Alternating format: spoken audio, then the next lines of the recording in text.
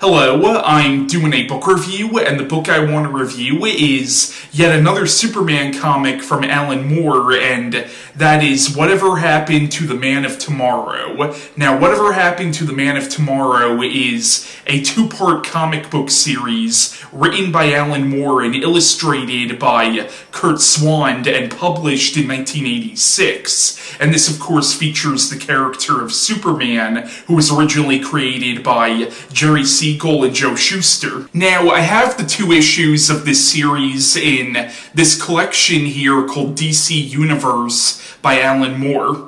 Now, Whatever Happened to the Man of Tomorrow is specifically considered to be non-canon, although to be honest, whenever I read a Superman comic or a Batman comic, I usually just read it as a standalone story, and I don't really think about what other comics this is connected to. And also, we're dealing with characters who have been around in comic books since the 1930s, and the amount of comic book stories that feature these characters is probably in the hundreds, so at that point, you kind of have to pick and choose what's canon. But if you wanted to, you could set this story in the old continuity, and you could consider this to be sort of a send-off to the old Superman continuity. Now, the plot of this story is it begins 10 years in the future, where you see a young journalist going to interview Lois Lane, who's now called Lois Elliott, and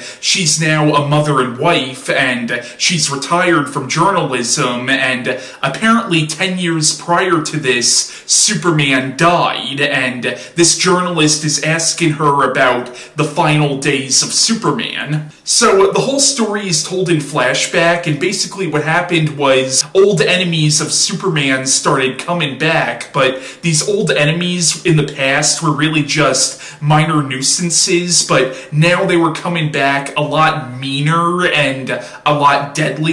Like in the beginning of this story, Bizarro comes to Metropolis and kills a lot of innocent people, and later on there's an incident where a well-known character from the Superman mythos ends up getting killed, and this incident involved the Toyman and the Prankster, and Clark Kent was actually exposed to the world as Superman. And after the world finds out that Clark Kent is Superman, his co-workers at the Daily Planet end up getting targeted, so he has to actually move all of them to the Fortress of Solitude. And basically the story is about his old enemies coming back, and things just start getting darker and darker for him. And Lex Luthor and Brainiac also come into the mix as well, and what ends up happening between Lex Luthor and Brainiac is actually really fucked up.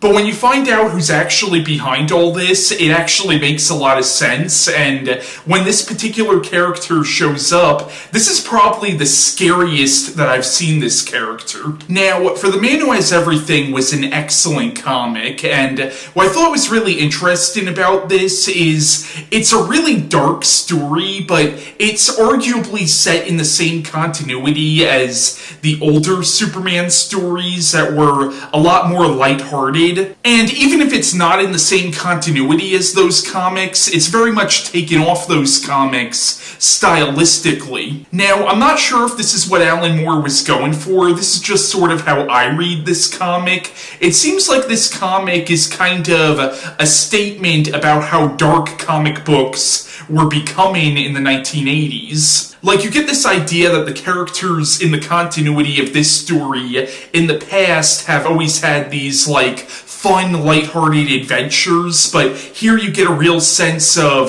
the fun's over, and now these characters are getting a harsh dose of reality. And in this story, you see well-known characters who have been pretty much staples in Superman lore since the beginning outright die. There is one particularly heartbreaking moment in this story. Apparently at some point in the universe that this story takes place in, Supergirl died. There's a certain point where Superman is visited by these people from the 30th century who have gone back in time to see Superman before his final day, and Supergirl is with them because it turns out at some point in the past, Supergirl traveled into the 30th century, so it's kind of weird. Superman is being visited by the Supergirl of the past, but she's visiting him from the future. Alan Moore's known for, like, fucking around with time in his stories. But what's heartbreaking about this is Superman can't tell her that she's dead at this point in the timeline. But I really do think this is sort of